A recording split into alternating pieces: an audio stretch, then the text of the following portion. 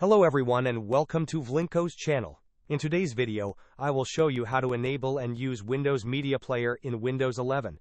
And now, let's get started.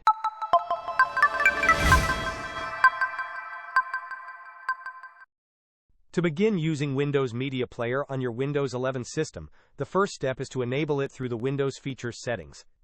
Start by navigating to the search bar located in your taskbar at the bottom of the screen.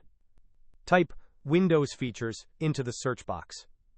You should see an option appear under Best Match titled Turn Windows Features On or Off.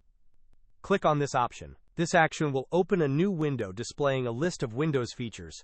Scroll through the list and locate Media Features. Click the small plus icon next to it to expand the section. You will then see an option labeled Windows Media Player Legacy.